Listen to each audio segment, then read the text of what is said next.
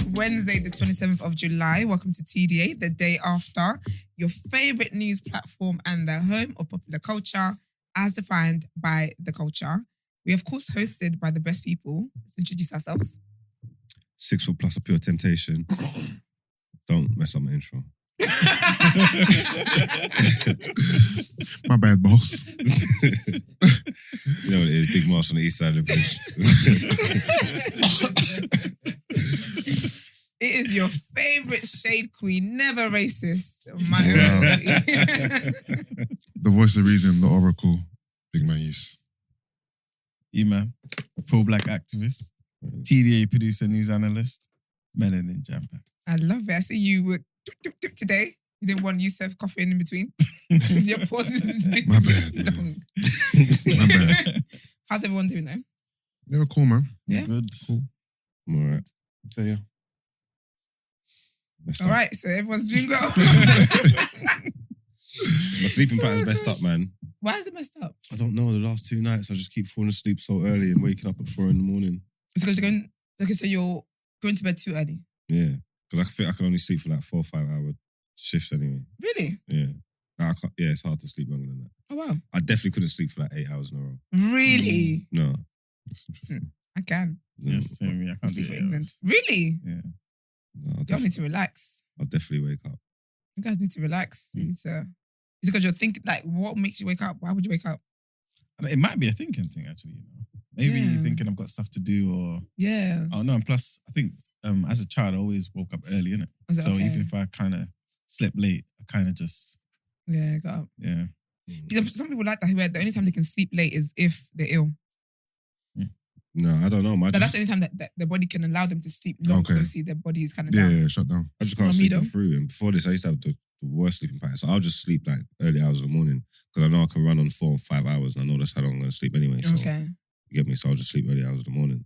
If I go sleep too early, I'll sleep the 4 or 5 hours and wake up and then I'll be energized all throughout the night and probably stay up all through the night and all that. So it don't make sense. So I'll just stay up late and then just Yeah. get my 4 hours sleep at the end of the night. Wow. Mm. I could never. That's impossible. That is not possible. But before we go on with the show, I want to let you guys know to subscribe to our channel. It's only right that you do. You engage with us in our comments, you watch the videos. So let's reflect that. As Coi would say, send it to 2 of your friends and 5 of your enemies. Yeah. But yeah, let's get into our first headline. So, Rishi and Truss debate cancelled after host faints. Well, damn. What? Okay. The Rishi Sunak and Liz Truss debate aired live by The Sun and Talk TV yesterday evening was abruptly stopped halfway through. What the hell? Why are you laughing hysterically over This this? show. Why are you getting mad over there, big man?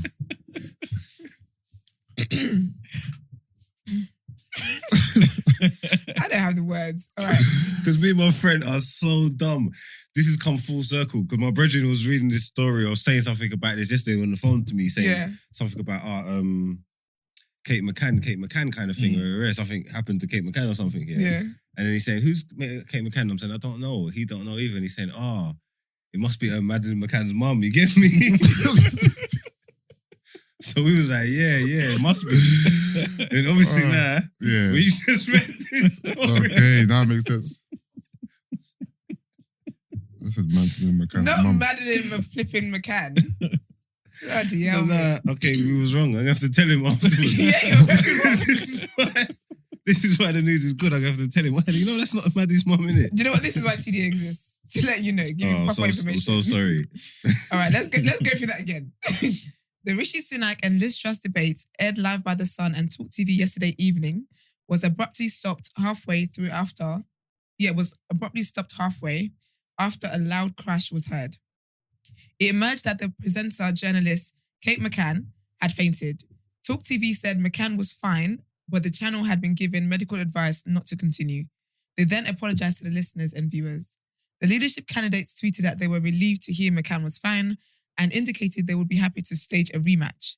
Before it was halted, the latest televised debate between the 2 candidates had been covering tax, the state of the NHS, and rising living costs. They had been about to begin They had been about to begin a section on the UK support for Ukraine when the debate went off air. Is there any kind of indication how that race is going? Actually, I read something in The Guardian about how they believe Truss kind of comfortably beat him yesterday. Was beating him. Oh, in the debate? Yeah. Okay. In the debate. In the actual polls, the YouGov polls, Truss is up. Yeah. I saw stuff like that. Yeah. People were saying, sounds about white. Actually, maybe I shouldn't have been the one to say that. I should have been the one to relay that message. Don't shoot the messenger. Listen, I'm just reporting the news, honey. All right, so the next bit of headline. So a bishop was robbed of his jewelry worth $1 million. Lamar Whitehead. Lamar, you know. It's Lamar. Yeah, you know Americans got Americans are different, man. Yeah. They make up their own names. They really do. They really, really do. Yeah. Lamar Whitehead, a flashy preacher apparently known for his flamboyant lifestyle, was robbed of more than $1 million, which is equivalent to £840,000, in jewelry during a live streamed sermon in the city of New York. That is hilarious. The bishop, aged 44, has vowed that the culprits wouldn't get away with it and has offered a $50,000 reward for information leading to an arrest. Among the items taken from the bishop, who drives a Rolls Royce, were Rolexes, diamonds, and emeralds. Police are still investigating the incident. No suspects have so far been named or apprehended. In the video, Mr. Whitehead is last heard asking, how many of you have lost your faith because you saw somebody else die? Before several masked gunmen entered the church in Brooklyn. Speaking on the incident on Instagram, Bishop Whitehead said, "When I see them come into the sanctuary with their guns, I told everybody to get down. Everybody just get down. I didn't know if they wanted to shoot the church up or if they were coming just for a robbery." Following the robbery, the New York Post reported that the items taken from him and his wife included $75,000 Rolex and Cavalier watches, a $25,000 Episcopal ruby and diamond ring, and a $25,000 pair of earrings, and even his wedding band. The bishop also added, "For you to kick in a church door and come with guns in the middle of service, what God is going to do to y'all is above my pay grade." He's sick, man. I don't know if God wants you to shine that much, though, man. I'm guessing that church is in the middle of the ghetto. He's going hard. Do you know what? Does God want all of that for you? That is great because that is our next segment, topic of the day. So the title today, the question today, should men of God be humble? And if so, why? So it seems society seems to really frown upon pastors who live flashy lifestyles. But why? Why is it okay for everyone else who is not so-called man of God to dress in expensive suits, drive luxury cars, and wear flashy jewelry if they can afford it, and not a man or woman who is dedicated to the church to also do the same if he or she can afford it too? So why do we want them to be so humble? Why do we assume they've scammed their way to acquiring that money? And what is the issue here? Thoughts? Can you give me the biblical side of things in terms of what it says about how priests and pastors should behave and, carry themselves? So the biblical side of things is that you should not store up for yourselves treasures on earth. You should look to the treasures that's in the kingdom of God. Okay. It also says that you shouldn't worry about like what you're going to eat, drink, sleep. What you're going to eat, drink, or eat. All that kind of stuff. Look to God to provide for you. Yeah. It also says, there's a verse, what is it? It says as well that you shouldn't... The one about not looking to things of the world. Basically don't gather like treasures and stuff in the world. Yeah. Because that is not your... that's not what you should be worrying about. That shouldn't be what is the biggest priority for you. Yeah. Basically, so acquiring wealth and stuff like that on earth should not be your main drive and focus. Because God does bless people. They're rich Christian people who actually know God, not Christian by title, but that God actually knows, and they're rich. God will bless you, but don't make that your driving force. Do you get what I mean? Don't make that your life goal, basically. So that's the biblical side of things, which I think is why they get a lot of slack, because a lot of pastors who are flashing all that kind of stuff, there's a lot of wealthy pastors, but you don't know that they're wealthy because they're not flashy with it. I think it's a bit of a what's the thing when someone's the opposite of what you're trying to say?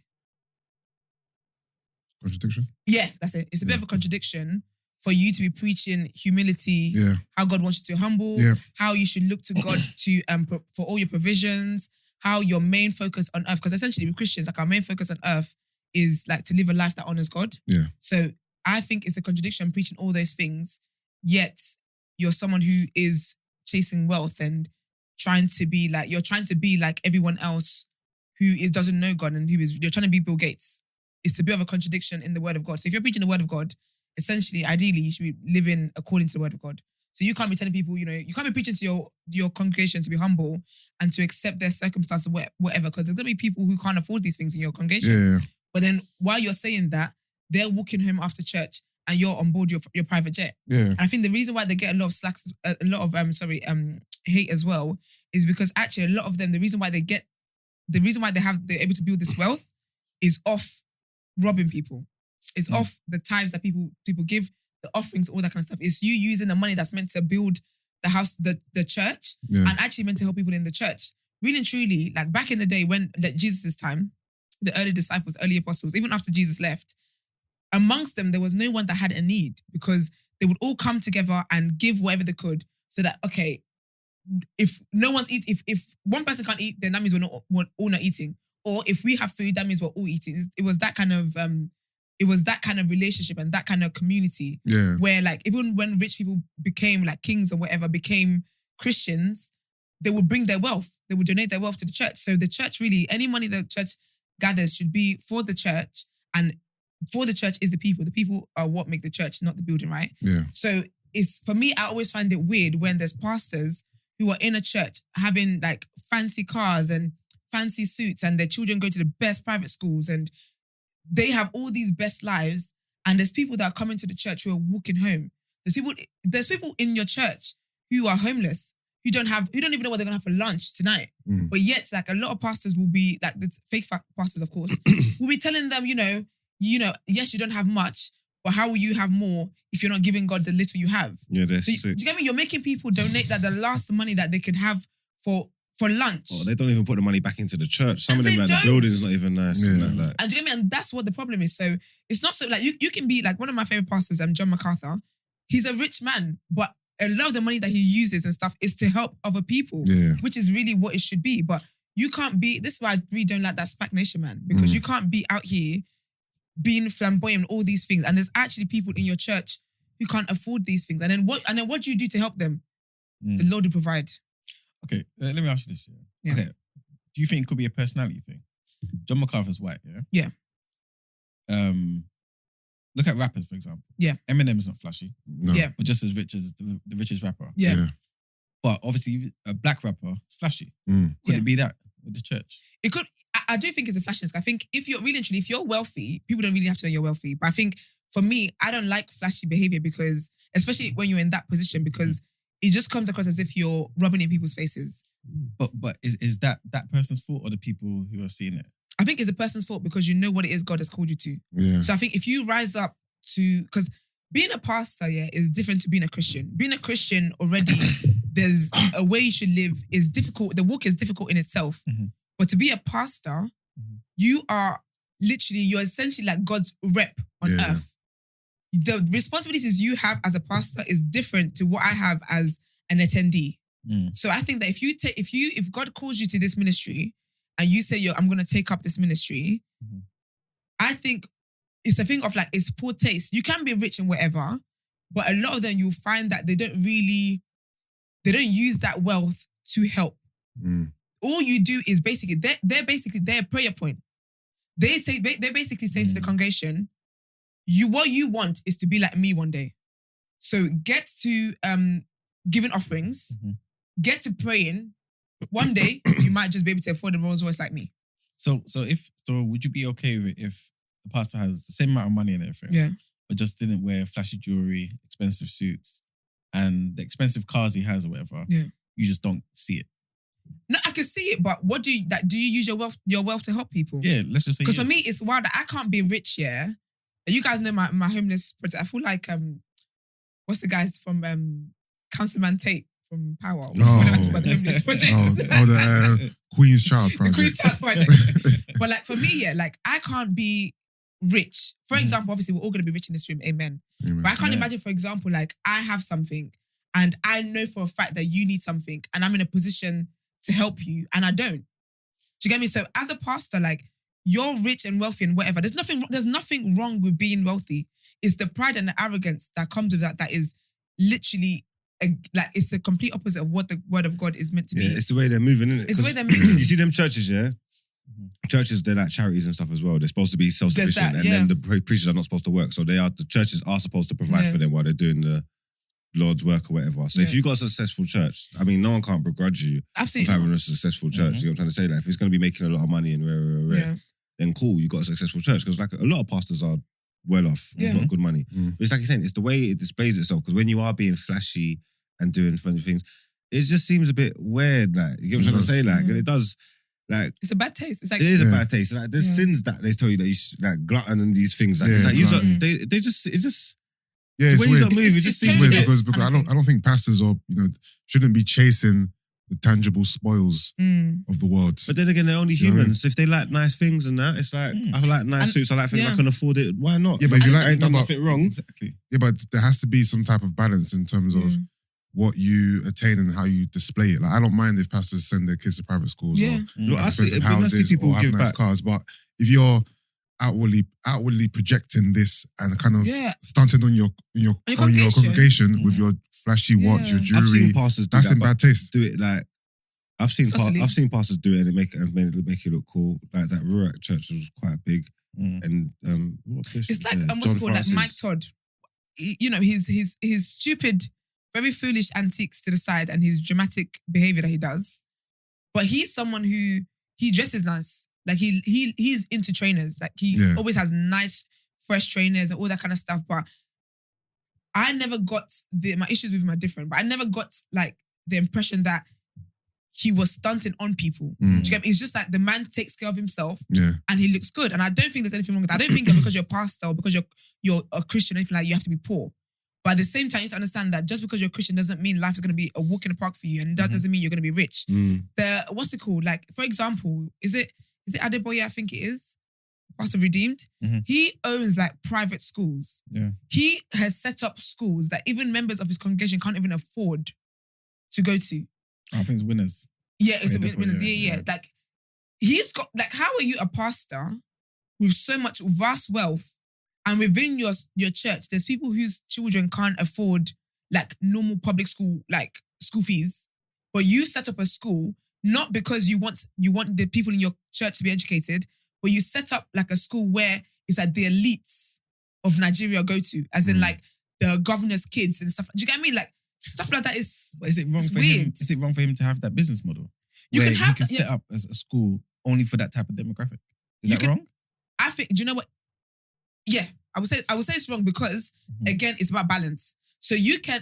When I wanted to be a lawyer, right? What I wanted to do was I wanted to help poor people who face injustices but can't afford a lawyer.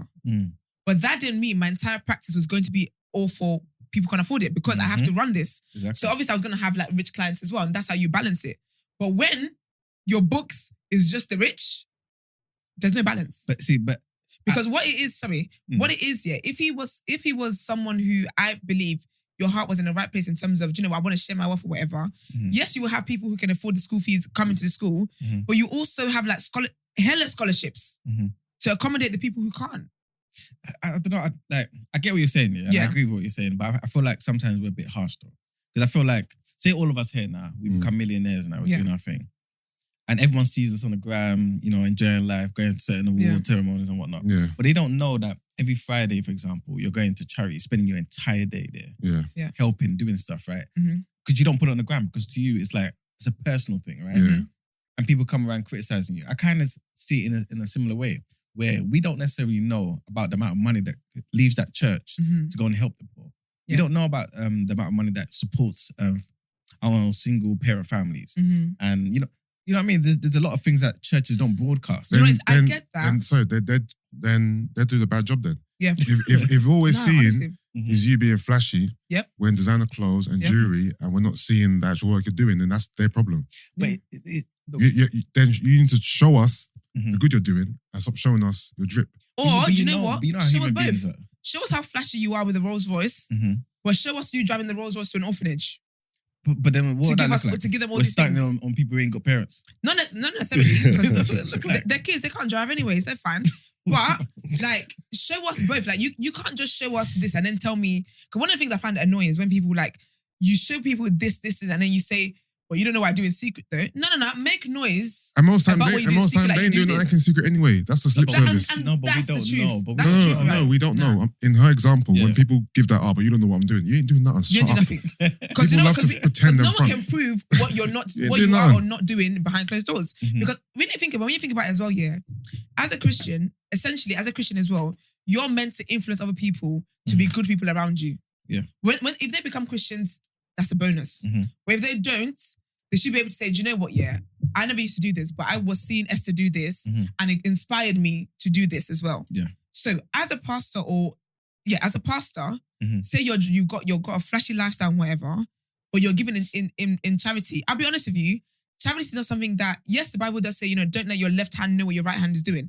But that's in terms of, like, you know how people want to give to homeless or whatever, and they're video recording it. Yeah. But there's tasteful ways that you can encourage other people to give.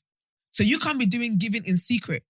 You're a Christian, right? Let people know what it's like, what a Christian looks like. So if you're giving to charity and stuff like that, I'm not saying publicize it and make the orphans, thank you and no, I'm not saying all of that. But let it be known that, do you know what, we support this charity, we're gonna have this event and all money is gonna go to this charity and we've topped up with this. Like, there's subtle things you can do here and there that will even encourage other people who don't think about giving to give. You can influence people to do that. You can influence all your other pastor friends with the private jets to donate to that. But for me, I'm not buying the whole argument about, I'm flashy and I do this, I do that, but you don't know I do in secret. No, because why are you loud with only one thing? Yeah, but that's regular people, innit? But churches, I don't see why churches should necessarily broadcast the fact that, for example, on a particular day, they've got they convert their churches into a homeless shelter.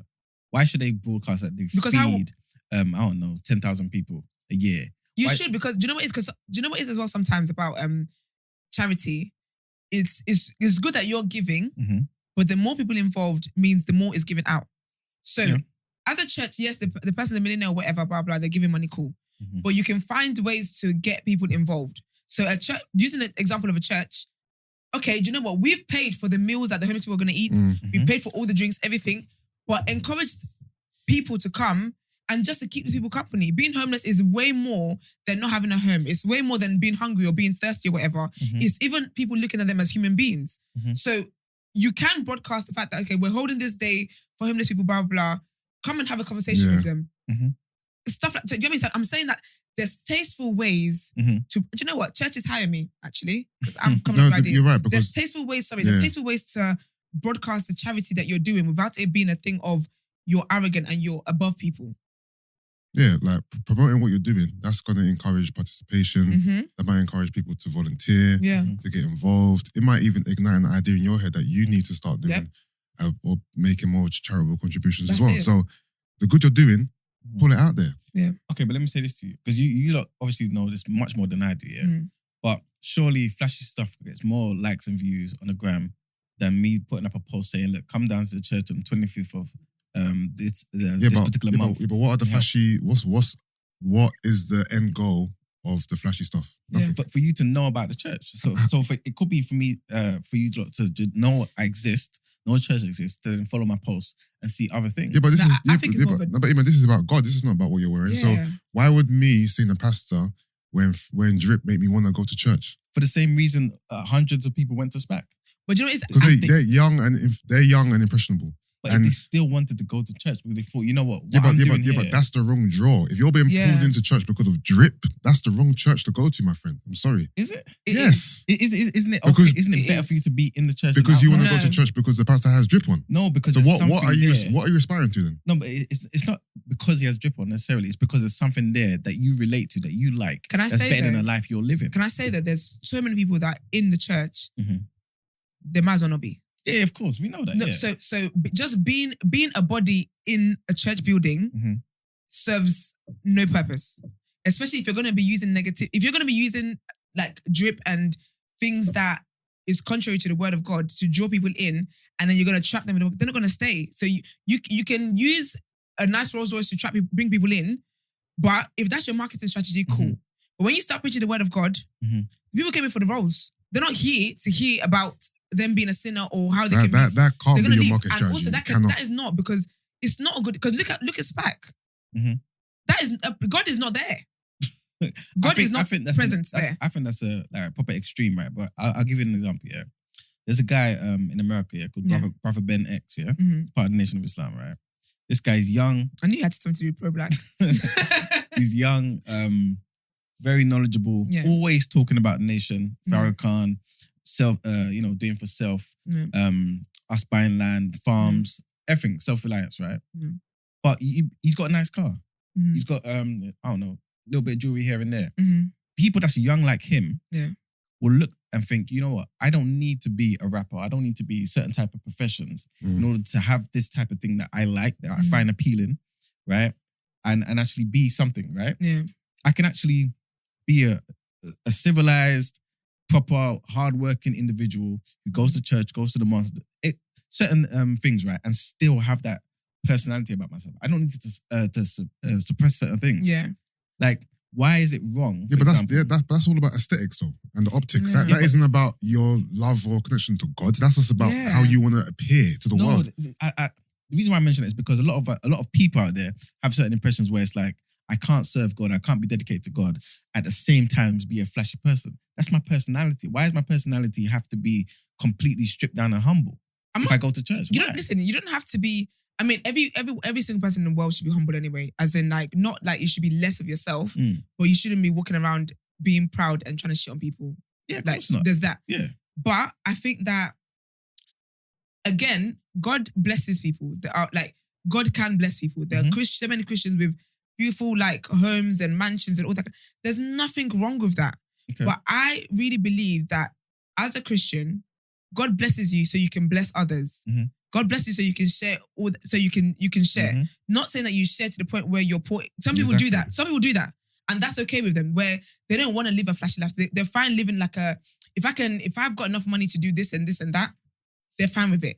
However, I just think that drawing people in with flashy stuff like that, it doesn't benefit the soul. And I think a lot of these issues anyway, when it comes to this kind of conversations, is because there's this idea that God is desperate for people to love him and all that kind of stuff.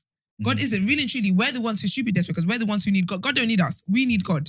So when we have these ideas of, I'm going to use this to draw people in, I'm going to use this to draw, like, you're acting as if God is desperate for friends. He isn't. Remember, I'm not saying you're using it necessarily to draw people in. But that's what they're doing. That's your personality. Why should I have to suppress that? Like, for example, you don't have to suppress it. But what are you doing with the wealth that you've been given? I'm doing certain things on certain days of the week. All right, so there's a Bible passage that says no one can serve two masters. For either he will hate the one and love the other, or he will be devoted to one and despise the other. You cannot serve God and wealth. So in my head, the conversation is if it looks as though you are serving wealth in the way that this guy from SPAC literally dying for projects, that's not what God wants. There's nothing wrong with being wealthy at all. Yeah. Because he encourages people, whilst you're wealthy, be generous. Yeah. But if it looks like you're literally serving wealth in a way that Mr. Eustace, then that's not what God wants, Manuel. Yeah, but listen to what you just said there. If it looks like, looks like to who? Everybody. But even within, everybody. No, but even within yourself, you will know that you're serving money and not God. Within yourself, because for sure you will feel the relationship pull between you and God. You will definitely know. I don't necessarily agree. Do you think that that leader of SPAC Nation looks as though he is serving two masters? No, but I think certain guys are crooks. I feel like he's one of them. You know what I'm saying? But I'm basically just saying though, if everyone in this room now, Miles got a sick Mash Sound chain, you got your you got your Gucci this that and that. You know what I'm saying? All of a sudden, you're a millionaire now. All of these things amplify, right? And then in your journey of being a millionaire, I don't know, you get the Paul experience and you become Christians. You mean to tell me you're not going to wear your chains and no, I think anymore? we're conflating issues. I don't think that's what she's arguing at all. No, but I'm saying though, because saying these people are who they are, and also that might be the case though, because for example, let's say I'm living a certain life now and I'm worshipping money and all these tangible assets of the world, right? If I become more in tune with God, these things will become less important to me. Yeah. I can even say that's my mum's story, because my mum had since she had a lot of money, her career was blossoming, and then she became a Christian, and my mum has not, and she back then she used to like collect like jewelry, like she had a great collection, and as soon as she became a Christian, these things that mattered to her didn't matter anymore, and sis has not had gold jewelry since, because again, like when you become a Christian, your interests change. So maybe as someone who, if you're not a Christian yet, you can be like, I don't think I'll give up my wealth. But honestly, when you become a Christian, the things you're interested in changes. I believe that as well. But I also see it as, I don't think you completely change and don't like certain things anymore. No, this is what I'm saying. I'm not sure if that's what she's arguing, because you don't just stop liking the things that you like, right? Yeah. It becomes less important. Cool. Yeah. But if it looks as though you are worshipping this, if this is the front and center of what is your message is, then what message are you sending? Yeah, but all right, well, people have hobbies where they just love expensive watches. I'm not saying you can't have it. You can, but why can't I wear that? I'm not saying you can't wear it. You can wear it. What? You said you can wear it, but don't make that all that you're about. I'm not making all that I'm about. This is why I said I think something being misunderstood here. Okay, cool. I am still going to buy the things that I like. Cool. Right? I am not going to say that this was gotten without God blessing me. Cool. Every single wealth I would have, it's because God's given it to me. All right. Yeah. I'm not going to basically, if I'm a pastor, be flaunting, look at this. All right. This is the message I'm saying is wrong for pastor. No, but I think you're going to the extreme with people like Pastor Toby. But that's why I'm saying, what are you saying? What is your argument? I'm basically saying regular folk like us who like certain things. You can still wear what you want to wear. But I'm saying to you that many people look at a pastor, for example, on the stage, whatever you call it nowadays, yeah. Pulpit. It's not a stage. But they're just like entertainers. Exactly. They're just like rappers. So. And the man's got £100,000 watch. He likes jewelry because this is what he was doing, I don't know, when he was younger. And he's got nice... I need you to give me an example, because you've said that you understand that there's some flipping scammers out there. So you understand what we're talking about. That pastor, have you seen the size of his chain? Have you seen it? Let me look at it. Yeah. Huge. It looks like Nas in the 90s. No, but my so give me examples, because I don't know if we're on different sides here. We might be on the same side here. Okay, put it this way. Granted, yeah. I don't have a great example. But granted, Creflo Dollar is known for talking about money, right? Back in the day, then he changed his messaging to grace. Okay. There was a point in time when it was just about prosperity gospel. Cool. But I don't think he necessarily looked mad flashy, right? But yet people got onto him about because that's what he was preaching. It's all about the money. But I'm also saying now, for example, let's just say people like us, regular folk, right? Who, for example, if we had the funds or whatever, may dress in a flashy manner. Let's just say you've got somebody like a Nas, Jay-Z from the 90s. They get old, they become pastors. Yeah. Why do we expect them necessarily overnight to just be like, I'm not wearing this stuff no more? So this is what I'm saying. Who's telling you that they should basically not wear I feel like that's what people do when they look at these people. As in pastors. Because you just mentioned Nas and now you mentioned pastors. Like, are you talking about the congregation or the person on the pulpit? Congregation, people outside, people look at the pastors and act as though they can't have nice things, or at least wear these nice things. Listen, you mentioned Nas just now, and that Nas shouldn't be wearing these things, right? Some people are thinking that Nas shouldn't be wearing these things. No, I'm saying if he was a pastor. Okay, if he's a pastor. Yeah. Okay, so what? I don't understand. So you're giving the parable because before he became a pastor, he was rocking nice exactly. jewelry. So you're saying if he now dons the stage, he shouldn't be continuing in that type of Yeah, because right now all his particular messaging is about worshipping the bitches and the money and the chugs, right? Yes? All right, cool. All right, cool. That's not the messaging that God preaches. So you're not expecting him to carry that message onto the pulpit, are you? No. So if it's a love of money, you're not expecting him to carry it onto the pulpit because the Bible says that's not what you should be telling the flock. Yes. Simple. But what's that got to do with what he's wearing though? The jewelry. He's changed the message. If the messaging before he became a pastor is look at my bling. Yeah. If that's worshipping the bling, Okay. if he's on the pulpit, that messaging needs to change. It can't look the same. It can't look the same. See, that's what I'm saying. I don't agree with that. No, but if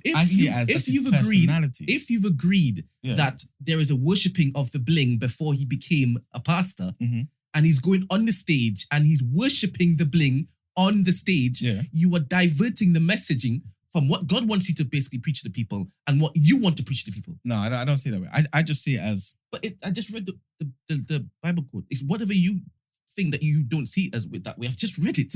No, but you also said what it looks like. It's people, it's subjective. I'm basically just saying, again, right? It could be a personality thing. And you can't please people nowadays. Like people, like no matter what you do, somebody will say something. For example, you kind of show all the good that you're doing in your community. People act like, oh, you're showing enough. You don't do that, you're not doing enough.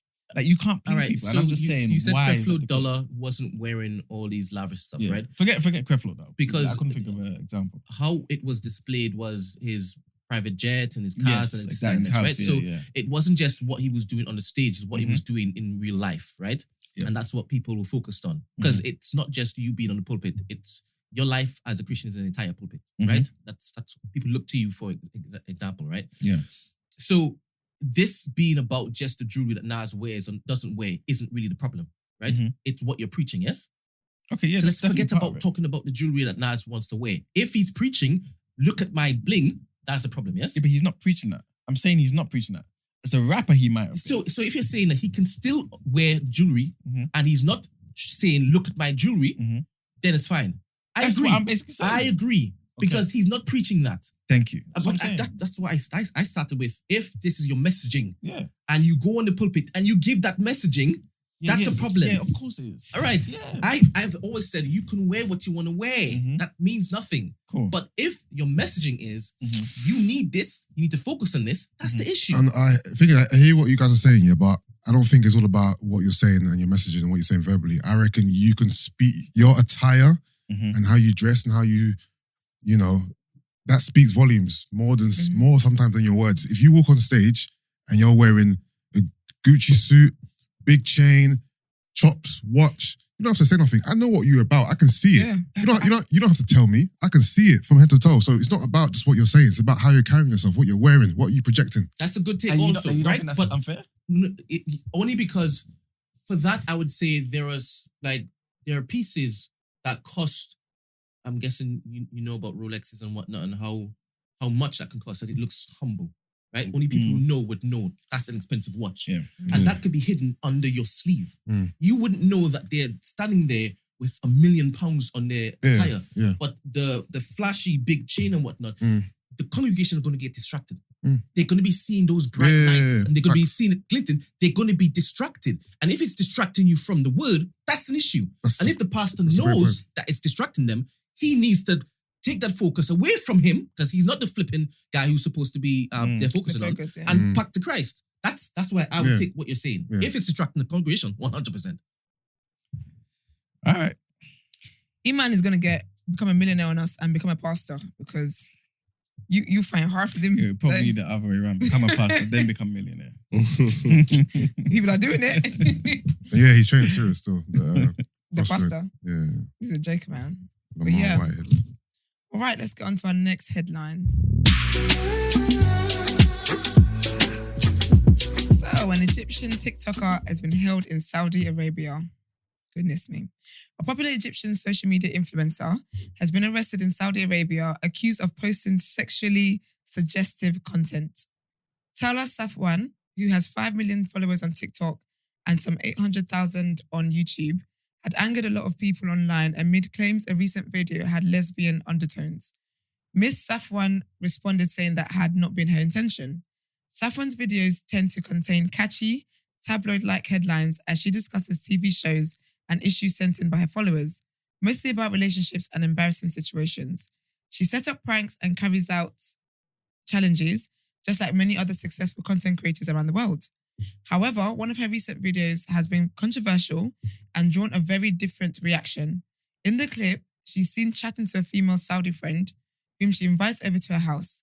Her subsequent remarks have been interpreted by some as sexually suggestive. That set off a big campaign against her with the hashtag trending on Twitter that translates as Tala Offends Society. As the social media pylon continued, the police in Riyadh announced that they had arrested a local resident who appeared in a broadcast talking to another woman with sexual content and suggestiveness that could have a negative impact on public morality. That's my worst fear, you know. Being arrested in a country that has very high strict rules. Yeah. Wow. Saudi, Dubai, Abu Dhabi, them places there. You get locked up there. Oof. Well, she better get out of there, boy. Damn. Yeah. Better hope Boris can hear her cries and he sees the article. Otherwise, she's stuck there. All right, so COVID originated in Wuhan markets. Surprise, surprise. I thought this was common knowledge. Are they still denying this? No, do you know what it is? It's more so people believe it was in a lab. Oh. Yeah. It was. Yeah. See? I can't I believe in the lab. I believe that it was created. I don't think it's starting in that market. And they put the person ground zero in the market. They put ground zero in that market. It didn't start in no market. So scientists say there is compelling evidence that Wuhan's Huanan seafood and wildlife market was at the center of COVID-19 outbreak. 2 peer-reviewed studies published on Tuesday re-examined information from the initial outbreak in the Chinese city. One of the studies shows that the earliest known cases were clustered around that market. The other study uses genetic information to track the timing of the outbreak. It suggests there were 2 variants introduced into humans in November or early December 2019. Together, the researchers say this evidence paints a picture that SARS-CoV-2 was present in live mammals that were sold at Huanan Market in late 2019. They say it was transmitted into people who were working or shopping there in 2 separate spillover events where a human contracted the virus from an animal. One of the researchers involved, virologist Professor David Robertson from the University of Glasgow, told BBC News that he hoped the studies would correct the false record that the virus came from a lab. The virus came from a lab. That story doesn't even make sense because in December, people already had COVID. So they're talking about it's introduced into humans in November or early December. Did people really have COVID? They did. No, I know people felt very sick, but did they test positive? We didn't have tests then. We didn't know it was COVID. There you go. So how do you know? Wait, there you go. No, but how do you you know know what? it's COVID for sure? Because it's literally when we then found out what COVID was. Yeah. People were like, "This is what I had." Yeah, but if COVID didn't come out, right? People just say, "Oh, I had a strong flu, bad flu." Yeah, but that's because we didn't know what COVID was. But and then when the knowledge could have been a flu, huh? It just could have been a flu. It was winter. It wasn't a flu because people have had flus before.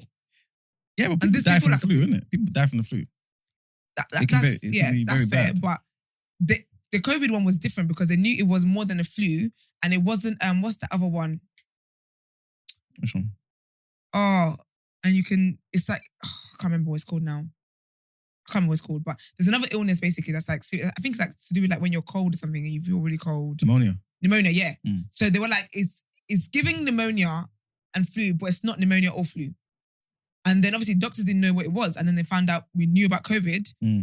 Ta-da! It was COVID. That shit came from a lab. They know what they're talking about, and it's convenient that it's a scientist is gonna say it came from the market. Of course they'll say that. Yeah, but it's not scientists in China. This is a British guy. It's all the same people. It's the same profession. It looks down on the industry. That is absolute nonsense. That video with all the animals and all that, and to say, "Oh yeah, this is what started COVID." This is nonsense. There's conditions like that all over the world that people in their yards in their spare time. You get me? People in their house, yeah, in anywhere around the corner, and their yards moving like Wuhan. So why didn't that start COVID then? That's bullshit. Also, yeah, did we lose as many animals as we did human beings? What, to COVID? Yeah. I don't think so. So the animals had it, but it didn't affect animals, but it affected humans. That happens all the time. Animals are weaker than human beings. It depends on what the virus is. COVID. Yeah, but COVID was a virus that killed people. So yeah, but I guess it was there'd been extinction of a lot of animals. No, but maybe it was just okay in them. You know what I'm saying? They lived with the disease. Emman, I expect better from you. You're pro-black. Come on now. Okay, so if you're saying it came from a lab, are you saying it was created? Or a lot of viruses are created, yes. Yeah, I know a lot of them are, but I'm saying you're saying it was created. It's not one of them where created. They found it, discovered it, was studying it, and it just came out somehow. Yeah, I believe it was created. Yeah. Okay, you think that as well? I think they developed it, yeah. I mean, a part of me even does think it was leaked into society, but I won't get there today. I think you've gone for enough today, but... I honestly think, that America, Trump and them, and they leaked that in China on a beef thing, and then it got out of control. What happened. Yeah. Once you let it into society, it was always just going to do whatever it wanted to do. Okay. That's what I honestly believe. So America has a lab that studies those SARS diseases in man. They literally have it. And when it initially broke, that's what people were basically saying. Yeah, it's from that particular lab. It was a leak from that lab. And then they started talking about the marketplace with all of the animals, mix up of the animals. And everybody said it's now China and their dirty habits. So people stopped going to takeaways and stuff. But there's a lot of crazy things that happen in that market. People were telling me I was crazy for going to the Chinese during COVID. Do you remember? They're telling me I'm risking my life because I was going to the Chinese. Yeah, I remember you also said, I'm not sure if you said you'll give it a couple of weeks. Say what? I remember when it started and you guys were recording at your house, and somebody asked you, "Are you gonna get Chinese?" He's like, "Not yet." I'll give it a weekend. No, not yet. I have to just check the landscape. Make sure there's nothing. Make sure there's no substance he's findings. You get me? But it was definitely created, man. It was 100% created, man. So you don't believe it was? No, I'm not saying that. I just feel as though some things are conspiracies. Some things just happen spontaneously. Do you think this happened spontaneously? I'm off the mindset now, that nothing just happens. Yeah. Absolutely nothing as well. Nothing at all. Nothing. Maybe a few things, but... Even that I can't even think of. Look how many diseases there are, that's been happening since man has been on this planet. Look how many diseases men have created since they've been on this planet. Exactly. Yeah. Why do you even create diseases? Why do you even do that? Why do you even explore that? I mean, the white man's been here terrorizing people for ages. There you go. Now there's the repercussions. I just clocked. At least 3 times a week, 3 out of 5 shows, Emman makes reference to the white man. Yet it was me. Crazy. What comment did you make that got you called racist? I don't even know. It was about Kemi, yeah. That she had a white husband. Yeah. Oh, you don't know what I'm talking about? What we're talking about? They'll come out on YouTube. No, I read it. No, yeah, because he wasn't here. I heard it. Are you gonna read that? Are you gonna give the person China that? Yes. Here we go. Like his Brent, I would have addressed it. Alright. Huh? No, go on. I don't want to. No. I'm saying that the person is lucky that you're reading it because I would have just thrown my shade. All right. So, listen says, the first comment was, love the fact that Esther is a good sport in these debates. She's got a bright future in this industry. Keep it up. This person replies, I don't think she has a future in these types of settings, to be honest. She's too strong-minded in discussions where logic-based arguments are presented. She feels her biased opinion holds more weight. From the last couple episodes, I can see the guys are starting to bite back, but are aware she is a firecracker. So choose their words wisely. Also notice she throws a few sly racist comments now and again, which make the room uncomfortable. Extremely uncomfortable. You know what's so funny? Yeah? It's so funny that you watch this show and somehow you think there are characters in this room that will bite back. That will what?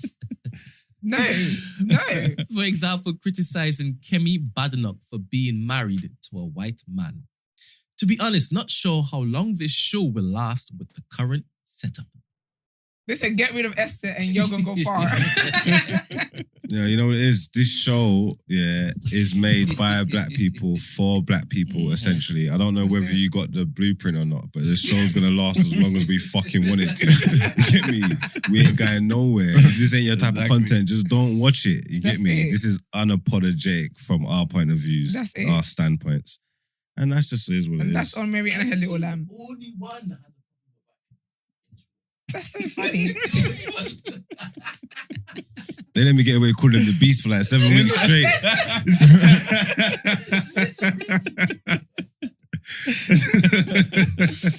Oh, that's funny, man. Nah, We keep leaving comments, keep engaging with us. Yeah, no, we love it. You know what it is, yeah?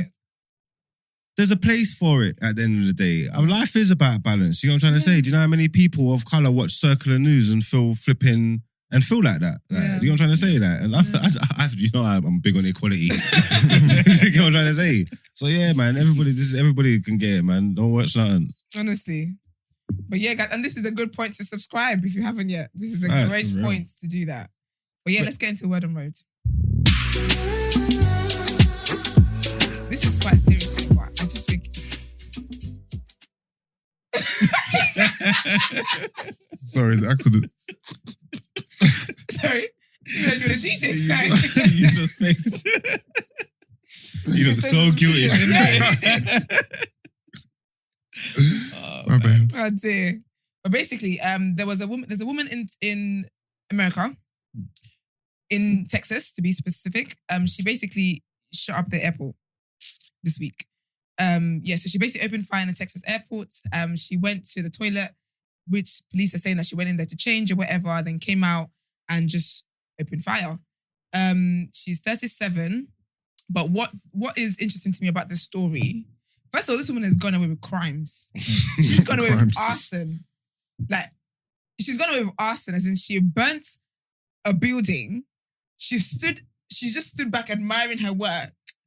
The police came and she told them, yeah, that was me. I did all that. Oh, she's done that before for a previous crime. Yeah, this is a previous. She's got previous crimes. Yeah. She did, like, literally, she confessed to the police that she did that, but she didn't get arrested because they didn't have enough evidence to prove that it was her. What? Well, she told him it was me, but she literally, when they came, she was admiring her work. And she's like, what did she say? She said something like, she's a prophet of God. And I'm telling you, yes, I'm God's prophet. I'm basically letting you all know that I am the cause of this fire. So her being at the scene of the crime and confessing to it wasn't enough. Yeah. No, it's not. But they That's couldn't. not a confession. She made it sound like God channeled the fire through her. Like, not that she started. Wait, they said basically That's ridiculous. because of a lack of scientific evidence, she didn't get charged for it. She also had done robbery. She'd done a bank robbery in 2019. But they said she was found incompetent to stand trial. Wow. How white is this woman? She's black. What? She's black. She is a black babe. This is incredible. But I think she's got like... I knew she was a black woman. I she's got this story. She might be Nigerian, you know. But so she's got mental health issues and stuff like that. But no shit. This is Thanks, Sherlock. Well, no, sis is getting away with robberies. But what killed me about this Texas, this airport one, is that she basically, so whenever she commits a crime and asks for a home address, she gives them Chris Brown's home address. That is despicable. She said she's Chris Brown's wife. Every time they ask for a home address, she gives Chris Brown's address. So what? Is Chris Brown getting correspondence? Is he getting letters and that? She literally, every crime she's committed, she gives them Chris Brown's address. So she lives there because she's Chris Brown's wife. I wonder if they actually called Chris Brown. I just think, I don't understand. I don't understand. We have to just Google Chris Brown and you know he hasn't got a flipping wife.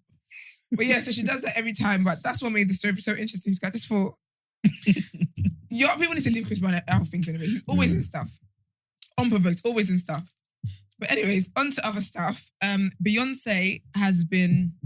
Rolling Stone basically named her the world's greatest living entertainer. Facts, because Michael's dead. Yeah. I think it's facts. I was going to ask you guys what your favourite Beyoncé song is. Oh, actually, your favourite album. So if you wanted to go and listen to a Beyoncé project, which one would you go for? You have to ask me about songs because I'll go Destiny's Child before I go Beyonce. Okay, forget Destiny's Child. I don't have a favourite Beyoncé album. Song?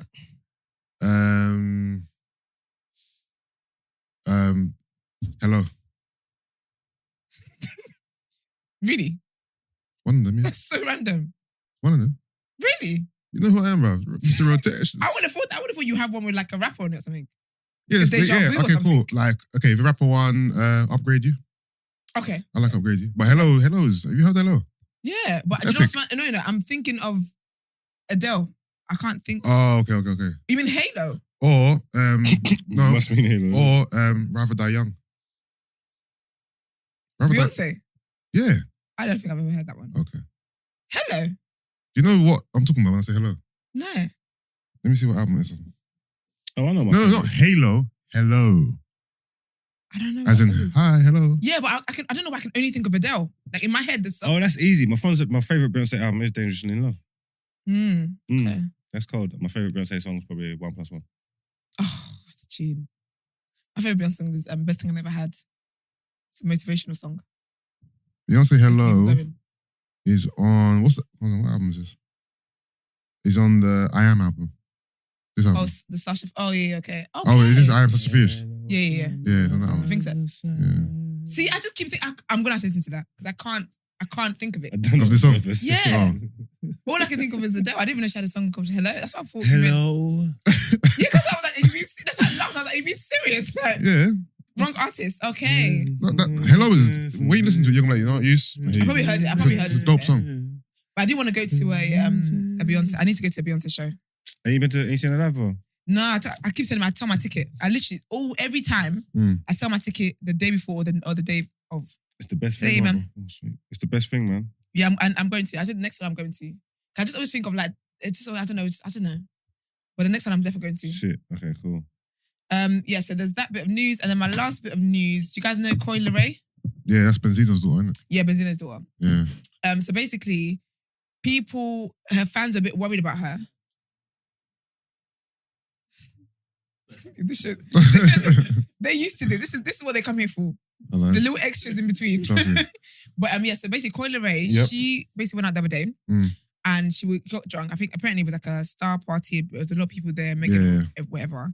And she got really drunk, but there was a video that was released of her in a bathtub, drunk.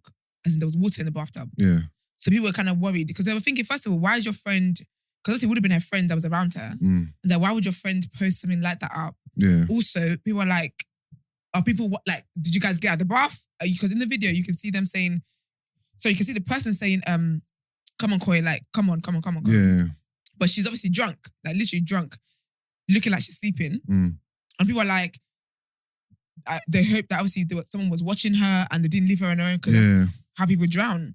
Obviously, it triggered a lot of people as well because they're like, that's how, if you remember, Whitney and Bobby Christine as well passed away. So it's kind of like that whole thing. And people are just like, she needs to check her circle. Like, your circle's fake because why would anyone even release something like that? And it's actually worrying. And then obviously people are talking about, then they started talking about, her album sales. Like, apparently, like, sold like 11,000 the first week. Yeah. So they're like, oh, maybe. And then they're like, oh, her label invested a lot of money into her album rollout, whatever. Yeah. I saw she had a single with Nicki. Yeah, she did. Yeah. What's it called? And was that single on this album? Baby Sign. Because to do 11K first week when they've given you a song with Nicki is crazy. Yes, yeah. I can't remember what it's called now, so I can hear it. It's like, nah. Yeah, Blick, that's it. Yeah. But yeah. So it was a lot of stuff. People were like, oh, maybe that she's going through stuff because obviously if she hasn't made that much from an album and she thought it'd be better and all those pressures, it was all that kind of conversation. Yeah. So they did that. And then she came out anyway and she basically told people to mind their business. Okay. She came out, she said, oh, basically that her mum, she's like, oh, my friends were around me, my mum was there, and blah, blah. And she's like, people are basically, she's like, they have nothing to worry about. But she's like, at the end of the day, she's like, I'm not upset with the blogs or whatever. She's like, at the end of the day, like, I'm like, the blogs reporting on stuff keeps money in their pockets. Yeah. And really, in turn, it helps artists as well. So, keep talking about it. And she said, there was a hashtag, she's like, oh, because people are doing the whole pray for Coi thing. So she's like, pray for me then, blah, blah. But yeah, I don't know. I feel like it was a bit weird that she made light of it. Because it is a bit wild. Because if all someone had to do was turn their back or just go and get something and they could have gone left. So I think people did have a right to be concerned. But I guess when you're concerned about someone and they're not concerned about themselves, you have got to mind your business. Yeah.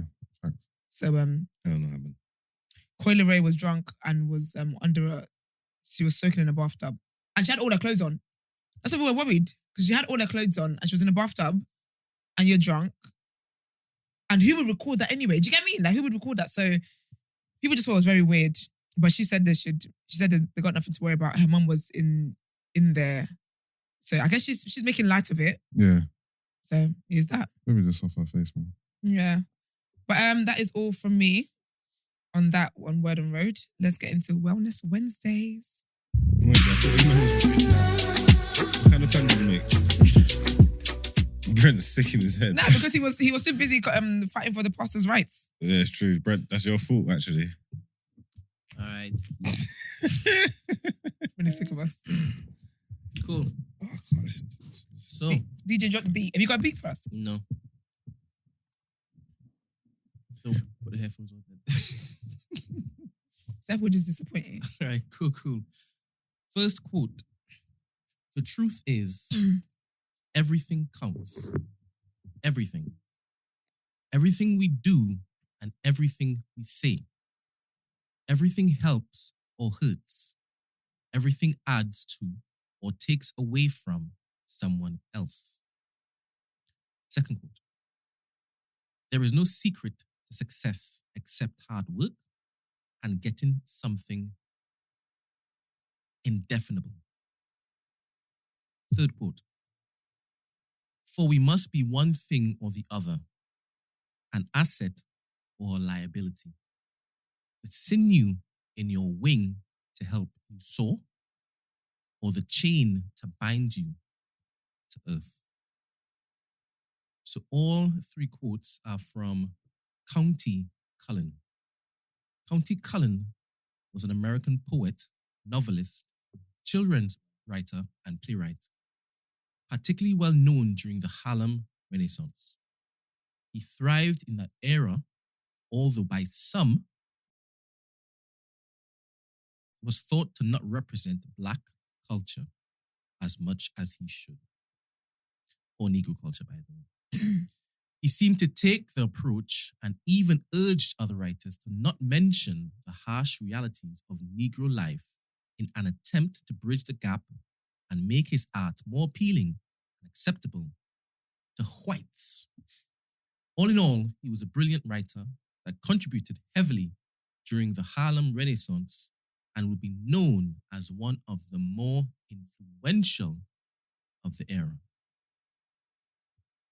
Okay. All right. We are not going to deep dive because we have time. Yeah. But I don't think we had much to give you today anyway. Yeah, I didn't agree with these quotes anyway. Serious? Which one do you agree with? The first one. The truth is, everything counts, everything. Everything we do and everything we say, everything helps or hurts. Everything adds to or takes away from someone else. Why don't you agree with that? It says everything counts and it's not true. Some stuff just doesn't matter. And it's true, just some things just don't matter. And for we must be one thing or the other. I believe in duality. Two things can be true at the same time. I honestly believe that. So contradictions there between my way of thinking, but I appreciate it. I wish we could have deep dive, but on to the next segment. I heard it. On the whole duality thing. Set him up. Set him up. On the whole duality thing. Give me an example. Give me an example. I don't know, but I find myself saying that stuff all the time. Like two things can be true at the same time. So when with a hard statement like you're either one or the other, it's not necessarily the whole statement I'm picking apart. It's just little parts of it, if that makes sense. You know what I mean? Like when it's just like you must be one thing or the other, and like or asset or liability. That's not both. Actually, that's not true. You have relationships and friendships with people that can be assets and liabilities. We know people that are assets and liabilities, bro. Yeah. But you can even be an asset to a person, a group of people, or your liability to others. Yeah. Yes, in my head, you're right. I think we can look at this and say it's wrong. But I could also look at this and say maybe this is applied to each situation. For example, I can, as you said, I can be an asset to one person. Yeah. And in that particular relationship, that particular contract that we have, I'm an asset. Yeah. Right? Another person, I can be a liability. But that is a different situation, contract. Understand? Yeah. But it's a different experience. To you and to you, it's one or the other. Yeah, in my head. But you're also right in saying, you even still be both. Even in this contract that we have, this friendship we have, there's certain circumstances where I can be an asset and a liability. Children are assets and liabilities. It's the best example I could think of. That's good. Yeah. That's good. obviously we're harkening back to the whole kicking off the cliff stuff, right? That's not where you're going. You can take it there. This show loves a callback. So you got This show cannot say anything loves on a this show callback. and expect to go. No, At all. we're reeling out from week 1. All right, cool. Love that. But yeah, Let's get man. into our Love Island debrief. Let's get. Don't you dare get accessories. Oh, no accessories. Oh, say that. Are they gone? Are they gone? Oh, no, it's done now. If you want, you can do it. But you're gonna make us look so bad. No, but why? Dave Why? revolted. We're just. Oh, you guys are just Dave fucking. revolted. There was one episode, right, where Brent Esther voluntarily looked at Margs. Margs looked at Esther. They had communication, Mm. and then they looked to me and they said, "F it." Oh, is Giving it? it. Okay. Now is when I'm going to say F you, Brent. We're standing up And I against said, the man. If that's your choice, that's your choice. Okay. Right Okay. now, you're liability, but here we go. I hear it. So I looked. I said, where's the box? It's not even there. It's gone. No, but it's cheeky because Love Island, we've changed what the segment is. There's no need. For the. If for anyone's the having That's Love because we didn't even speak. One day she looked at me and I just said, "I ain't doing it," and I said, "Me either." And literally, that day we said we're standing against Brent. We don't care what you say. That is so hilarious. I choose to see this as a democracy. Yeah. Not that you guys are forced to do Yeah. it. Okay. Yeah. Also, did you guys celebrate the 2K? Kind of. Okay. Kind of what? Yeah, I ain't get no cupcakes. What do you mean? Okay. But that's when the intro music came on Yeah. a second ago. That's what I was looking at. I was checking it whether or not we hit 2K. Oh, okay. Okay, yeah. Did we? Yeah. Lovely. I'm going to go through our followers, our subscribers, and give a very special subscriber something. Yeah. Was it? Yeah. Okay. Were you right to announce that officially? Huh? Announce it officially. You have to commit to This it. show pisses me off because we do a lot of off-air meetings Yeah. on air. No, but he said it so like blasé. Say it like properly. We are going to go through our subscribers. Oh, we. I thought it said you was gonna do it. That's why I said say it again. No, us as the day Don't after. worry about saying it. It's fine. I thought you were saying, yeah, me, Marks, I'm gonna go through and give one of the killies something special. You know what I mean? Oh, no, that was. No. Gosh, goodness me, man. Let's get into Love Island, man. Oh, we done played the music. When? No, you didn't. You know where you put When? you put all that in the segment. You didn't. Oh, we did. When? You didn't. Brent, look, I'll do it again. look. I'll do it I've again. been wearing my headphones the whole I'll time. do it again.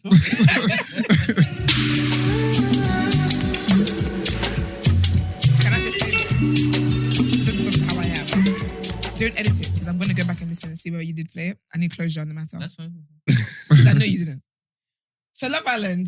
Okay, so yesterday was, obviously we're getting to the end now. And yesterday we saw that we basically voted on Monday. Do you know how many episodes left? It's the last week, isn't it? Yeah, last week. Oh, is it last week? On Yeah. Monday, I believe. It says ends Sunday. Sunday. It'll be Sunday night. Oh, is That'll be it? the last one, isn't it? Alright, I'm gonna make sure I I'm watch sure it. that's how it works, isn't Yeah, it? Sunday, yeah. So that's what date is that? Yeah, 31st of July. Okay. Made it. So so this is just the last bit. So basically, it's just kind of the final couples. Yeah. Someone's gonna leave tonight. They did the voting yesterday. We did the voting on Monday. They started it yesterday, but you know how they take forever. It was a cliffhanger. Yeah. Oh, I think I see who the bottom three are. Yeah. But it's bait. Who's not free? Danica and Thingy. Yeah. Who's that? I haven't seen that man. Who's that man? Oh, Jamie's a footballer. Oh yeah. Who's that man? What team is he play for? Is it Halifax? Oh, okay. He's in the bank. No, it's a team called Halifax. That's in what? There's a video, yeah, of him missing like a proper open goal. Oh, is yeah. it? Oh, no. And they're saying, no, Halifax needs to release a statement now about this. They're saying, at this point, I'll accept the man from Halifax. Not the man from the bank adverts. Yeah. They're saying, nah.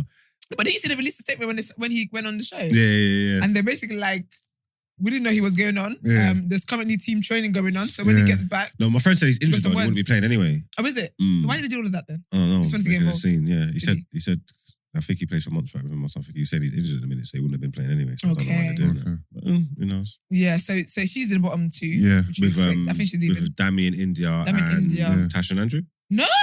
No, Who is it? Not Tash and Andrew. It's Andrew. No, Paige Adam and and Paige. Adam. Oh, a payment. Okay. But Danica's going to leave. Yeah, it's So bad. obvious. She would have got the least votes. Yeah. So we'll see that tonight. So the biggest thing that happened was David and Ekin had another argument following on from the talent show. Because basically, he was basically making jokes about like what he's going to be like on the outside, talking about, kind of like a where the bitch is at kind of vibe. And she didn't find it funny. But she didn't find it funny. And he's like, I'm just joking with you. You know how David is, he can't take accountability. So He's like, I was just joking. But she's like, yeah, but I didn't find it funny. And he's like, oh, like, come on, man. He basically, and then after the talent show, you can kind of sense that she's a bit off because she just kind of just whatever, doing whatever she's doing. Then he's talking to the boys, but he's like, oh, I don't know what I said. He's like, I honestly don't remember what even we even talked about. I don't know why she's angry kind of thing. Then he goes to her, oh, Ekin, are you okay? And then she goes, no. He says, I don't care then. I said, what kind of switch is that? But anyway, they made up anyway. It was all of that stuff and people just talking to them as they usually do. They made up anyway. Kind of boring now, their arguments. But the biggest thing was then they had this challenge. And it was like a flight, what are they called? Air hostesses kind of challenge. Yeah. So basically they had to kind of seduce the guy, kind of buckle them in, or kind of give like a sexy kind of dance, whatever. And so they come out the plane, like the fake plane, and then, you'd have a nice little pick-up catchy line or whatever. India's was the best because she's like, welcome aboard the flight to India. Yeah. Makes sense. And you kind of have to buckle everyone up and do suggestive stuff. And obviously some of the girls go on their knees and put their heads in their penises. And there's all that kind of stuff going on. Yeah. All the girls were basically flirting with all the guys. Gemma's turn. She then basically, she's licking the guys. She licks... Camera should have called that face. That's a meme.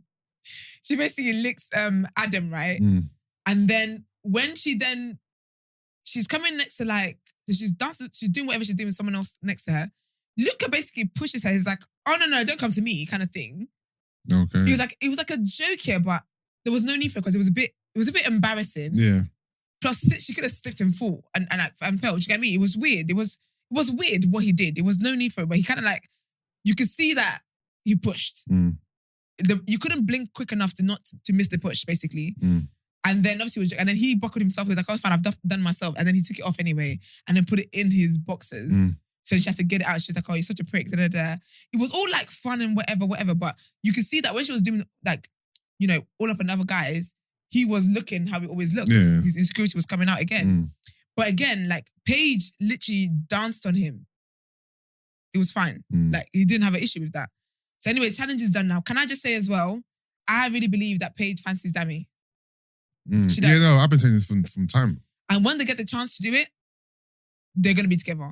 Because this girl was basically grinding up on him. Like, grinding up. Like, even India knows. India's aware.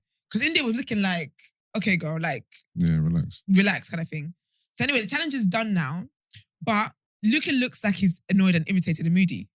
But then, so they're having like a little debrief or whatever. And then the girl's like, why did Luca act like that? Like, why did you do all of that stuff? It was just kind of awkward and like bad vibes, basically. And then Gemma was like, yeah, he's out here looking like a slapped, what she kept saying? A slapped ass. He's got a face like a slapped ass, she kept saying. And she's like, I'm not going to come to him. Like, I haven't got time for him. If he's going to be moody, blah, blah, blah, blah. But you can kind of tell as well that she's kind of sick of his nonsense now. Like, she's kind of sick of it. I feel like she's going to leave him. I don't even know. I'll be surprised if she firms it enough the last few days. Because the way she was moving yesterday, like, sis was done. And I'll be surprised if they actually stay together on the outside. Because if in that small house where she's really all about him, he's this insecure, imagine the outside. It's going to be wild. So anyways, so she's like, I'm not going to go to him. Then he's talking to the boys and he's basically trying to hide like the fact that he's annoyed. But he's like, oh no, like it is what it is, this happened, blah, blah, blah, blah. So anyways, now he's like, oh, Gemma, let's have a talk. Sit down. Gemma's like, you're over there being all moody. I can tell you're moody. I can tell you're in a bad mood. He's like, no, I'm not. She's like, mate, I can see you're in a bad mood. He's like, no, I'm not. She's like, well, you got a face looking like she's like, your face set up like a slapped ass or whatever. You're out there moody, blah, blah. What is your problem? Like, are you 12 years old just pulling like a strop? Like, what is going on kind of thing? And he's basically like, no, I'm not. Then he goes, okay, like, I'm not as... I think he said something like, so imagine him saying like, I'm not as pissed off as I was. So she said, so you are pissed off then? Like, right now, you're less pissed off than you were, but you're still pissed off. Yeah. Then he's like, oh, you're picking my words apart. Oh, like, fuck off, Gemma, blah, blah. And she's like, what are you talking about? So then basically have an argument and he storms off and she's just like, I'm over it. Most of the show was basically that argument. Then they're talking and then they go and get ready or whatever. And she's just like, I can't lie to you girls. Like, I'm done. Like, I can't deal with this. I just can't deal with this behavior anymore. Even while they're getting ready, you just see that she's just thinking, I can't bothered. Then after they get ready, then Dami, XOXO, Gossip Girl, he's sitting with the girls now trying to do the mediate, whatever. And then he's like to Gemma, yeah, but he wasn't actually angry with you. And she's like, you're saying that, but his face and the way he was acting towards me is saying angry. And when I then spoke to him, he's telling me I'm not as pissed off as I was before. So you're still pissed off. So you did all this back and forth with me to be pissed off anyway. Blah, blah, blah, blah. Then she's like, I'm not gonna talk to him first. Anyways, he then pulls her for a chat. They go up to the terrace. He's like, obviously, then they're trying to squash the situation. They're not getting anywhere because, again, he's still in denial about the fact that he's pissed off. Then he was basically saying how, yes, I was pissed off because you're doing all these things with these boys. If that was me, it'd feel away. But he's like, I don't know, it's a challenge. I'm trying to remember that. She's like, yeah, but it's a challenge. She was like, furthermore, anyway, because she was saying to the girls how, basically, in this challenge, she's not very confident. But she was like, how every other girl's man, like, hypes them up, makes them feel like, yeah, you're doing a great job. But she was like, with him, it's always a thing where he's just looking at what she's doing, ready to make an argument out of it. So she's like, she's not confident enough to do these things, these dancing challenges and all this stuff. So when she has to literally psych herself up so much to do it, then you come and you pick everything I've done apart and you've got a problem with it. So she's trying to explain that to him. He's not understanding. He's basically like kind of like, don't play that card. Don't play that whole confidence kind of card or whatever. They're going back and forth or whatever. Then he's like to her, she's like, I can't lie to you. Like, I don't have time for this on the outside. Like, I can't be doing these little arguments all the time. I don't have time for it. He's like, yeah, I don't want to do it either. And then he then brings up an issue which has been rearing his head. He brings up the fact that a lot of people are exclusive and they're not. So he's like, everyone else is like, they've had conversations about being exclusive or whatever. And with us, he's like, obviously we're exclusive, but it's not something that we've talked about, blah, blah, blah. But remember, he's basically wanted to make her his girlfriend. But she said she wants her parents to approve first. And she said to him just the other night, I think when Ekin, I think, and Davide, she said to him, listen, stop watching other couples. We know what we are, and that's enough. That should be enough, basically. Like, stop comparing us to other people. We know how it is that we feel, blah, blah. So he brings it up in the argument again. So obviously then it's a thing, right? So what else happened after that? They basically had no resolution. He then says that he's like, obviously, like, I want to be with you. Do you want to be with me? She had the longest pause. And I know it wasn't editing. Because she looked like she was really thinking hard about it. And she was like, yeah, of course I do. Like, she didn't say it with like any emotion. She was like, yeah, of course I do. And then he was just like, then he said something like, I missed what he said, but he said something like, okay, well, I'm just going to leave you to it kind of thing. Like, just leave me to it for now. And then she goes anyway. He's then laying on this, he's so dramatic. He's laying on the terrace sofa, whatever, looking at pictures of them on their phone. The camera zooms in on that. I'm like, this is very pathetic. Then she goes downstairs. She basically says to everyone, like, there was no resolution to that conversation. But she's like, I just can't bother. Like, I just can't keep doing this. And then anyways, then they then call them to the fire pit anyway, for the elimination stuff. And he says something again, but he kept saying things under his breath where the mic doesn't really pick it up. But what it sounded like was as if he said something like, let's see what happens. Like, it's kind of like almost like if I go, we go. Also, oh my gosh, I can forget. When they had the argument initially, the first part, like during the day while they were still in their airplane uniforms, he stormed out the house. What, as in the villa? Yes. As in he took his mic off, flung it. Oh, is it? Yeah. And just left. And he took his mic off, flung it, after he told her to fuck off, by the way. He's such a kid. Took his mic off, flung it over the counter. Yeah. And left the main house. Oh, is it? Then he's just sitting on some like bare land. So we said bare land. So we said he might not make the week. I don't know, because I'm like, I don't know. Oh no, what, did the camera follow him as he was walking out? Yeah. He's blowing, because by this point, he must know he's not winning the show. No, he must know. Because you know what it's it's true. People are basically kind of say as well, it's a bit strategic that they didn't show this. Like, it's convenient, because obviously I feel like they're kind of like a day behind, right? Yeah. So it's convenient that they didn't show this when we were going to vote. Because if they showed this before they voted, they would be in bottom three, for sure. Do you get what I mean? Yeah. Tasha and Andrew might Black Clark win. I think they might win. At this rate, bloody hell. People want them to win, and that's shocking to me. Why do you think there's been a turn though? Because obviously they were always in the bottom three. Now you're thinking they might win. So like, what's been the change? I just think the last few couples, the last couples, Davide and Ekinsu, people might like them, but people dislike them individually as well. If that makes sense, there's a lot of girls who dislike Davide. Yeah. A lot of guys, you get what I'm trying to say? Yeah, absolutely, yeah. I'm not sure with them. Obviously, Gemma and Luca, they're just, I can't see the public voting them in to win. Paige, everybody thought Paige was going to win from the beginning. But she's in bottom today. Her little villain arc and her character arc is all a bit weird as well. Do you know what I'm hearing as well? What's that? I'm hearing, apparently Coco said that someone said that she and Paige look alike, and Paige was balling. No. What? Yeah, I heard they was being horrible to Coco, saying that you're 4 out of 10 and all that. Yeah. Basically, she was offended that someone said they look alike, that Paige was crying, and then someone said she heard Paige saying that she's hot and Coco's not. Yeah, apparently Coco said she was in the yard just crying all the time. They was mugging her, the girls and the boys, calling her media and all that. Yeah. You get me? But apparently, a lot, Paige, because also they did like this thing with, I think it was like Cosmo or something like that, one of the magazines anyway, and they're asking about like, so basically since she come out of the villa, it was it was China, Coco, and what's that boy, Josh. And they said, I think the question was like something like, what contestant does your family really like or something like that? And it was like, Davide, like my family proper love Davide, blah, blah. And then Josh goes, yeah, and Paige. And the girls were like, they literally just, it was silence. Like you could hear a pin drop in the room. And then China was like, no, yeah, mine's Ekin. They like Ekin too, kind of thing. So, because there's been a lot of stuff coming out about Paige that she's mean. So, I'm never surprised. Yeah, so there's not really strong. I can't see Damien India winning. They're in bottom 3 too. Yeah, I can't see Damien India winning. I don't see them winning. The day maybe Tasha and Andrew. Maybe I reckon Tasha and Andrew might win. I think it's between them and Ekin and Davide. I think Davide and Ekin have too many arguments that it kind of looks like they're just together for the sake of the show. For the sake of the show. Yeah. Because even when they talk about like moving and where they're gonna live and all that kind of stuff. Yeah. No. But people are saying as well that even with Adam, you can tell he's playing the game because he's not moving to Swansea. Where's Paige from? Swansea? Swansea, yeah. He ain't moving there. But apparently though, he sold his house before he moved in. No, is it, yeah? But he's rich, he can get another house.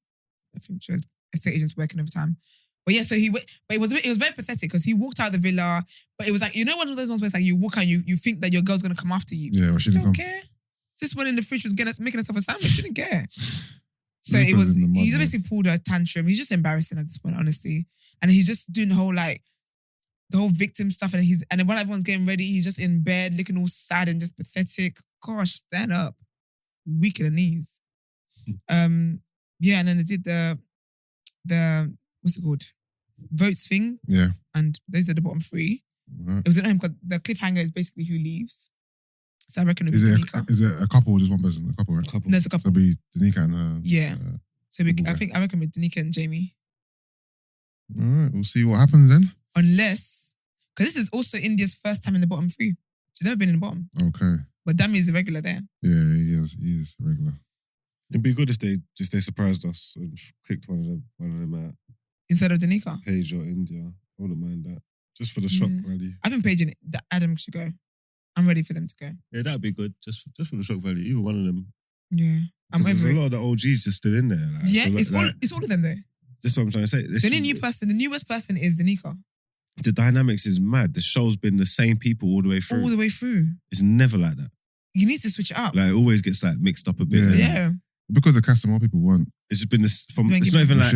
It's not like usually it will build up, get to a bit, then it will set, and then it's the same people. This has been the same people from the day beginning. One. The same people. From Casamore is the same people. Yeah. It's ridiculous. Like they've actually they should just made it like a Real Housewives of Love Island because this is wild. So yeah, we're nice. I thought it was gonna be all right just because the way it felt. It felt like it started kind of quick and people was invested quicker than usual. So I thought it was gonna be like a good season. But now it's done. I feel like it's carried on for long though. It's not really been all that. No, it hasn't. Mm-mm. Well, yesterday we used to actually, me and Margs did a prediction of who we think is gonna win. What do you think? Based on you lot's analysis, initially I would have just went with the safe bet and said Luca and Gemma, but now it seems like they're completely on the rocks. So I'm gonna go out on a limb and say Tasha and Andrew. Mm. Yeah, Tasha. Sounds like a weird one, but I could probably see that. Yeah, I can see it. I could probably see that. Even though they were on the ropes before, I feel and like... it's like a redemption story. Yeah. You get me? She was a wayward but and nice. she's like the first disabled girl to go on there. And there you go. All this stuff. Like it makes sense. Andrew's a proper melt. He needs it. You get me? Like, I can see it. I can see it. Annoyingly. I can see it. Luke has messed it up for Gemma.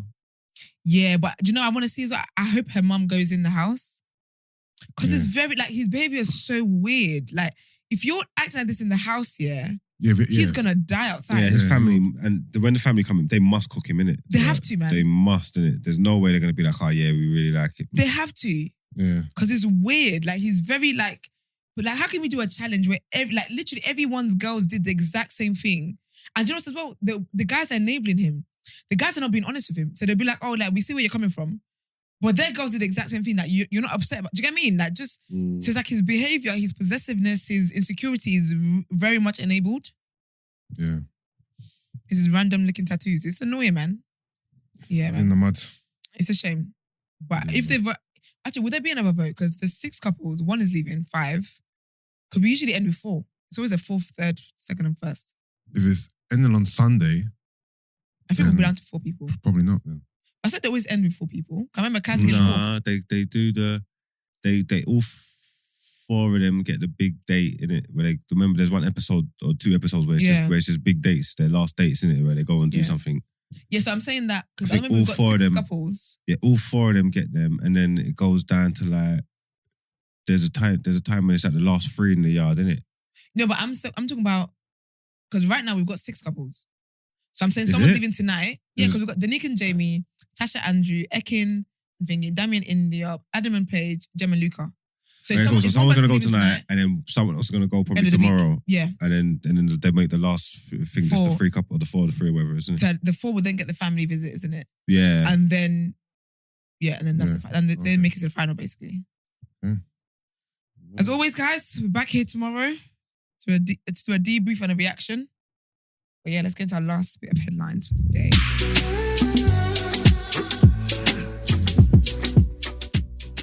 Archie Battersbee update. Judges reject appeal. And guys, trigger warning. Please, trigger warning. So last month, we reported on the story of Archie Battersbee, the 12-year-old who suffered brain damage and is being kept alive by a life machine. As promised, we are here to provide an update on his parents' appeal against the judge's decision to turn off the life machine. Unfortunately, it is not good news. 3 judges sitting at the Court of Appeal in central London ruled on Monday that the decision of the High Court's judge to reject the plea by the parent of Archie Battersbee for him to be allowed to die a natural death has been based on the child's best interests. As a result, they have refused permission to appeal against a decision to end his life support treatment. However, the judgment does not mark the end of the legal fight by Archie's parents, Holly Dance and Paul Battersbee, to stop their son's life support treatment from being withdrawn by doctors at the Royal London Hospital in East London. The Court of Appeal judges stayed their decision for 48 hours until 2 p.m. on Wednesday to allow Archie's parents to apply to the European Court of Human Rights for interim relief. Additionally, Edward Devereux, QC, representing the parents, said that despite the appeals court decision, they were considering applying for a fresh hearing at the High Court based on new evidence. He told the court that his mother had seen her son, who is attached to a ventilator, attempt to take breaths independently on Friday and Saturday. As a reminder, Archie sustained brain damage about 3 months ago when his mother believes he choked while taking part in a viral social media trend known as the Blackout Challenge. Delivering the judgment refusing permission to appeal, one of the judges said that although his mother said her son had squeezed her hand while she was at his bedside, medical staff had seen no signs of life in him. Sad. Yeah, that's sad. But yeah, let's head into Danaya.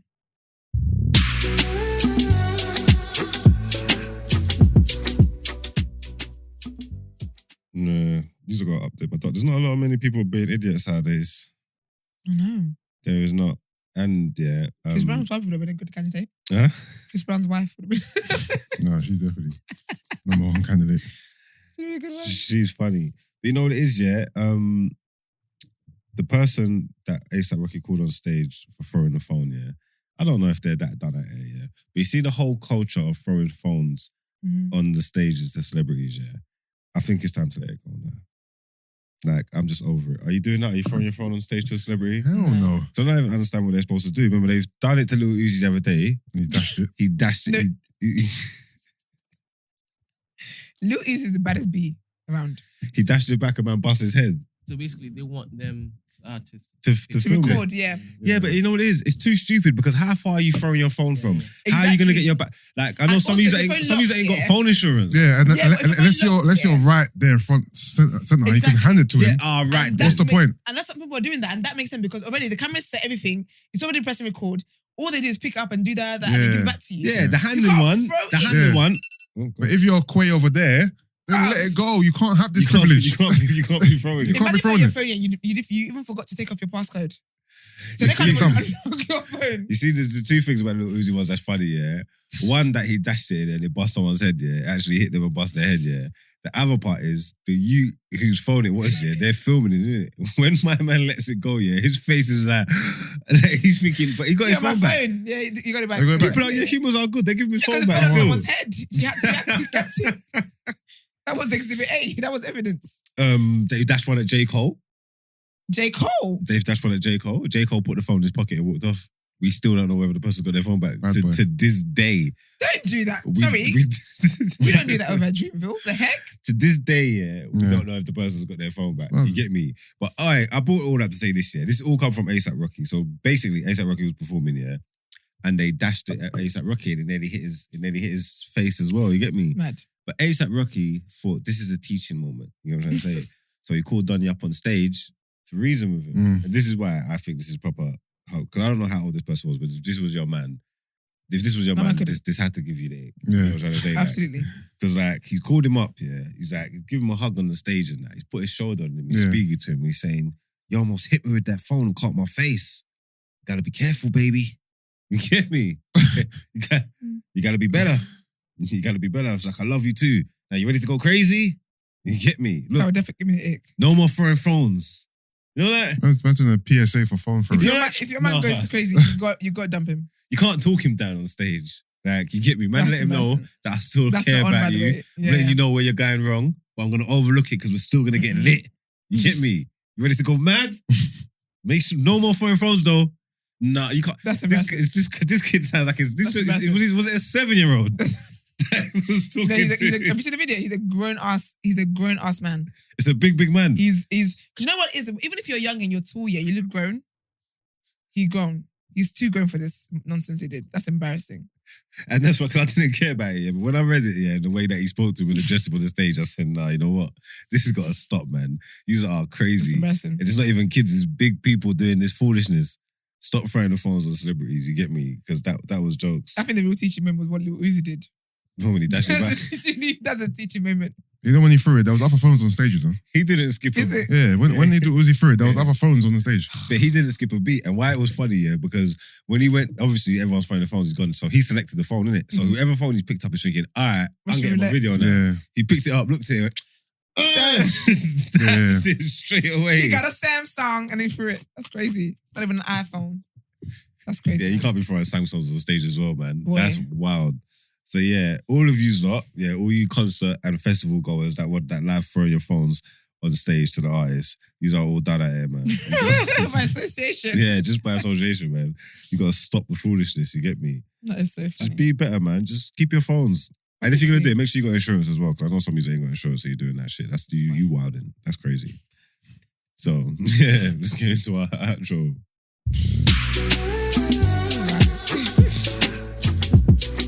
All right, that's been a great show. Great show. Thank you guys, as always. And thank you guys for always tuning in. Do subscribe to our channel. Make sure you do that. Let's try and get to, what is the next target, Brent? 2.5. 2.5. Let's get to 2.5. You guys do keep commenting and doing all that great stuff. We do appreciate it. Positive, negative, racist or not, we appreciate it.